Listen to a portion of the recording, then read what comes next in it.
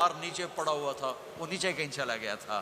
یہ زندگی میرے نبی سکھا کر گئے ہیں۔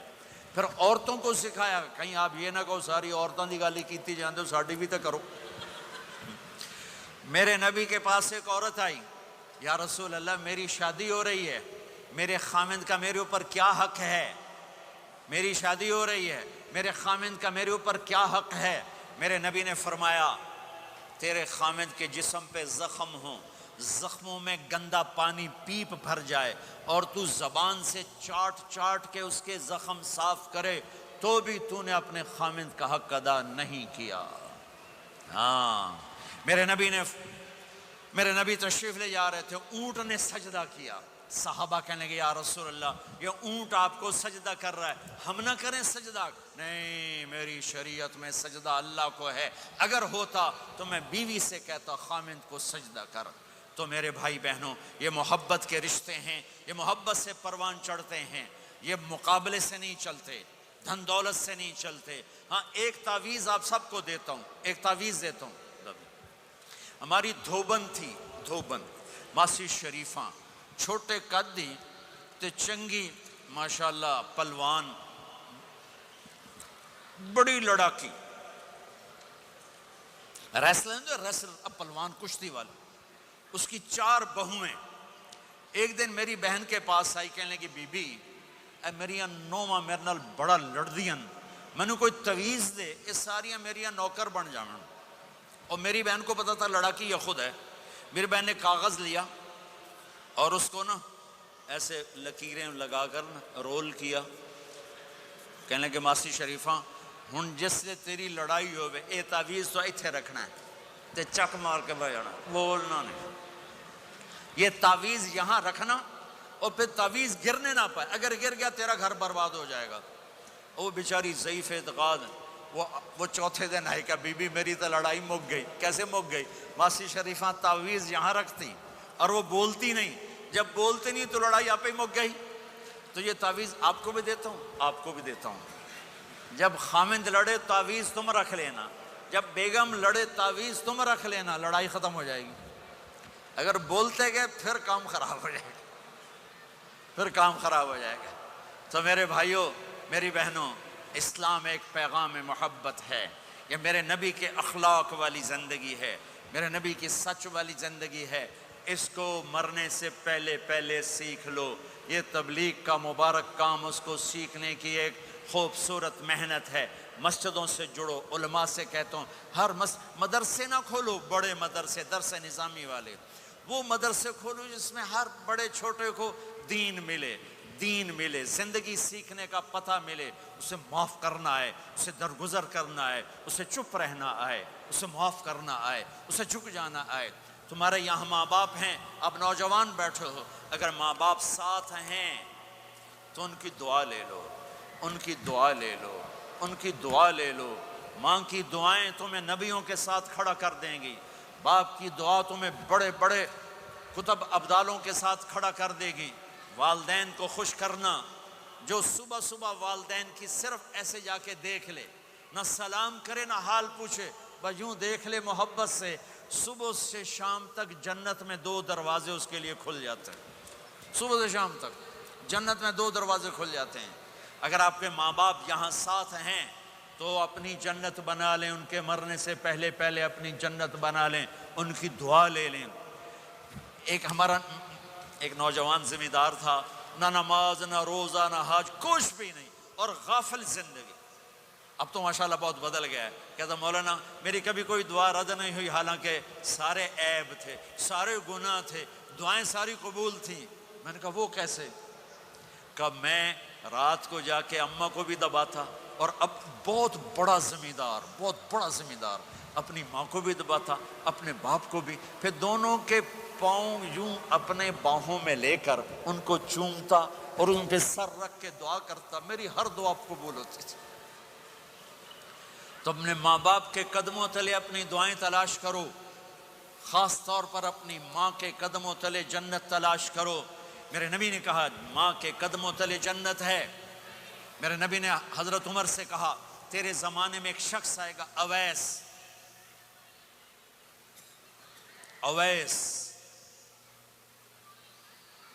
وہ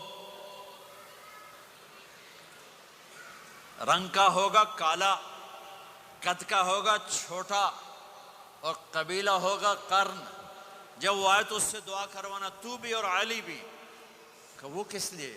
کہ اویس نے ماں کی خدمت کر کے وہ مقام حاصل کیا ہے، جب ہاتھ اٹھاتا اللہ ہاتھ رد نہیں کرتا۔ عمر علی کو اویس کی دعا کی ضرورت نہیں تھی، ہمیں سکھانا تھا۔ اس عمر کے زمانے میں ان کو پتہ چلا کہ اویس آ گئے ہیں، ان کو ڈھونڈتے ڈھونڈتے پہنچے میدان عرفات میں، نفل پڑھ رہے تھے، یہ ان کے پاس بیٹھ گئے۔ انہوں نے دیکھا 2 آدمی آ گئے، انہیں سلام پھیرا۔ حضرت عمر نے پوچھا کون ہو؟ کہ مزدور ہوں۔ کا نام کیا ہے؟ کہ اللہ کا بندہ۔ کہ ارے بھائی اپنا نام بتا جو تیری ماں نے رکھا ہے۔ کہ تم کون ہو؟ وہ پہلی دفعہ آئے تھے۔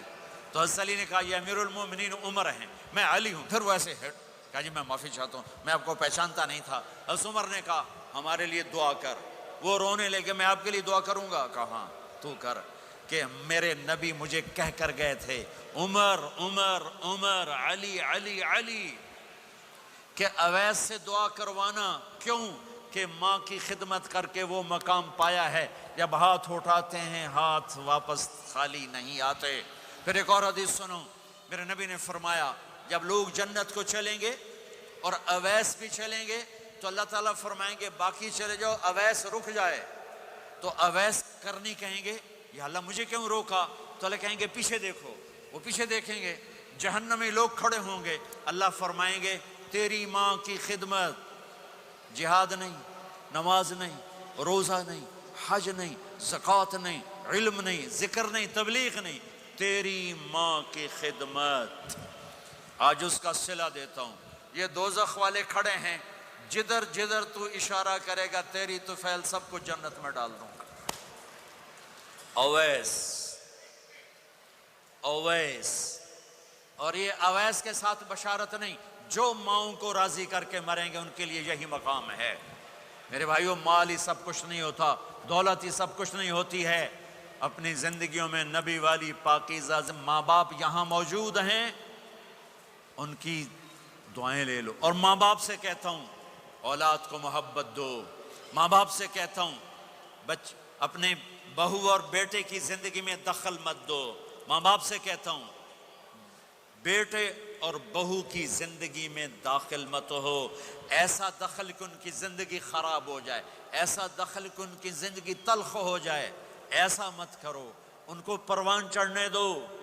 ہاں دخل دو، جب وہ آپس میں لڑ پڑیں صلح کرانے کی کوشش کرو، لیکن ایک بات ڈر کے کہتا ہوں، ساس اور بہو، ساس اور بہو یہ ایک کھٹا رشتہ ہو گیا، یہ بہت خوبصورت رشتہ ہے۔ اگر جانے والی بہو اسے اپنی ماں بنا لے اور بیٹے کی ماں اسے اپنی بیٹی بنا لے، لیکن میرا معاشرہ الٹ ہے، کمیاں دیکھتے ہیں، کمیاں دیکھتے ہیں، پھر کمیاں پکڑتے ہیں، پھر کمیاں اچھالتے ہیں، پھر گھروں میں آگ لگ جاتی ہے۔ میرے بھائی بہنوں، اگر آپ والدین ہو تو اپنی اولاد کو پروان چڑھنے دو، ان میں دخل مت دو، اللہ کے واسطے ان کی زندگی کو تلخ نہ کرو، اپنی مرضی پہ نہ چلاؤ، انہیں چلنے دو، انہیں پروان چڑھنے دو۔ بڑے درخت کی چھاؤں کے نیچے درخت اگتا نہیں، نیا درخت، ذرا پیچھے ہٹ جاؤ، ہاں ان میں کھٹ بٹھو، داخل ہو کر صلح کراؤ۔ جیسے میرے نبی کا واقعہ ہے، آپ اپنی بیٹی کے گھر گئے، وہ اداس بیٹھی، آپ نے کہا کیا ہوا؟ کہا میرا اور علی کا جھگڑا ہو گیا۔ آپ نے کہا علی کدھر ہے؟ کہا باہر نکل گئے۔ آپ ان کو ڈھونڈنے نکلے، مسجد سے اٹھا کے لائے، گھر میں آئے اور فرش پر ایسے لیٹ گئے، زمین پر، ادھر علی کو لٹایا، ادھر فاطمہ کو لٹایا، علی کا ہاتھ پکڑ کے یہاں رکھا، فاطمہ کا ہاتھ پکڑ کے یہاں رکھا، اور اوپر فاطمہ کے ہاتھ کے اپنا ہاتھ رکھا، یہ علی کا ہاتھ، یہ فاطمہ کا ہاتھ اور یہ اپنا ہاتھ۔ پھر فرمایا بچوں بولو ہماری صلح ہو گئی، یہ ہے بڑوں کا کام، بولو ہماری صلح ہو گئی۔ تو دونوں نے کہا ہماری صلح ہو گئی۔ تو آپ باہر نکلے بڑے خوش خوش، صحابہ نے کہا یا رسول اللہ آپ بڑے خوش نظر آ رہے ہیں۔ کہ میں علی و فاطمہ کی صلح کرا کے آ رہا ہوں، یہ کام ہے بڑوں کا، یہ کام ہے بڑوں کا۔ پھر ایک بات اور والدین سے کہتا ہوں،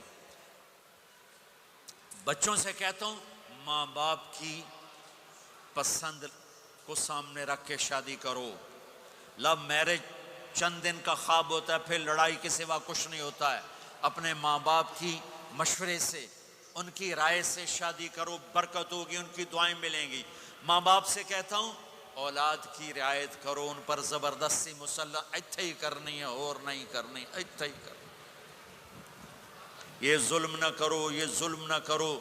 شادی بچے کا حق ہے، شادی بیٹی کا حق ہے۔ شریعت نے بچی کو حق دیا ہے کہ وہ کہے میں نہیں کرنا چاہتی، وہ کہے میں نہیں کرنا چاہتا، یہ نافرمانی نہیں ہے، مسلط مت کرو۔ میرے نبی نے کہا میں نے جہاں بیٹی دی پہلے آسمان سے فرشتہ آیا، میں نے جہاں شادی کی پہلے آسمان سے فرشتہ آیا، ٹھیک ہے۔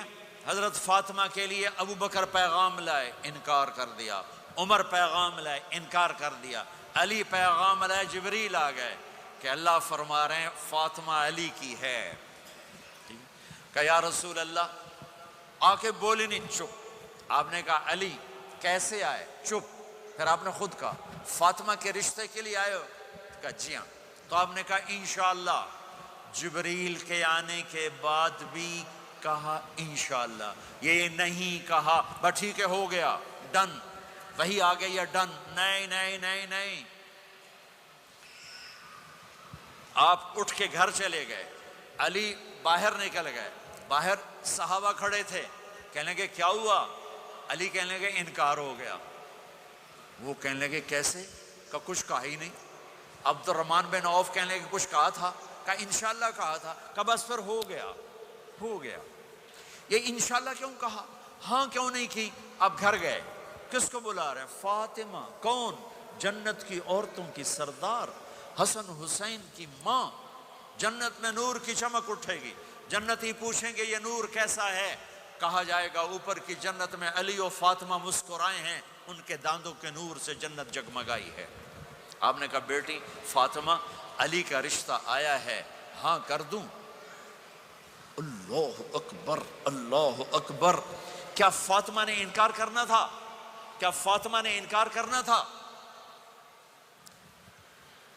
بیٹی علی کا رشتہ آیا ہے، ہاں کر دوں۔ بیٹی فاطمہ ہو، رشتہ علی کا آیا ہو، اوپر سے جبریل آ چکا ہو، باپ محمد مصطفیٰ صلی اللہ علیہ وسلم ہوں، اور پھر وہ جا کے پوچھیں ہاں کر دوں۔ میرے بھائیو، مجھے نہیں پتا یہاں معاشرت کتنی کو بدلی ہے، لیکن ہمارے ہاں بیٹیوں سے نہیں پوچھا جاتا، اور دیہاتوں میں بچوں سے بھی نہیں پوچھا جاتا، بات تیرا کر دیتا ہے ہن بھاویں تو من یا نہ من۔ تمہاری بیٹی کا حق ہے کہ وہ کہے میں کروں گی، میں نہیں کروں گی۔ تمہارے بیٹے کا حق ہے وہ کہے میں کرتا ہوں، میں نہیں کرتا۔ اللہ کے واسطے ماں باپ سے کہتا ہوں جبر مت کرو، جبر مت کرو۔ بچوں سے کہتا ہوں اللہ کے واسطے لو میرج کے چکر میں مت پڑو، یہ دھوکہ ہے، یہ خواب ہے، یہ خواب ہے۔ زندگی اخلاق سے گزرتی ہے، شکلوں سے نہیں گزرتی، شکل و صورت سے نہیں زندگی گزرتی، اخلاق سے گزرتی ہے۔ دو واقعے اوپر نیچے ہوئے، ایک خاتون میرے پاس آ کے پھوٹ پھوٹ کے رونے لگی، کہا مولانا میرا خامد کھربوں پتی ہے، اربوں پتی نہیں، کھربوں پتی ہے، پر زبان اتنی گندی ہے کہ مجھے اس نے زندہ مار دیا ہے۔ اور چند دن کے بعد ایک نوجوان ملا، کہا مولانا زندگی کی ہر دولت موجود ہے پر میری بیوی کی زبان بہت گندی ہے، میرا گھر برباد ہو کے رہ گیا ہے۔ ایک جگہ عورت کی تیزی نے گھر کو آگ لگائی ہوئی ہے، ایک جگہ مرد کی تیزی نے گھر کو آگ لگائی ہوئی ہے۔ گھروں کی آبادی اچھے اخلاق سے ہوتی ہے۔ بڑوں سے کہتا ہوں چھوٹوں سے رائے لے کر قدم اٹھاؤ۔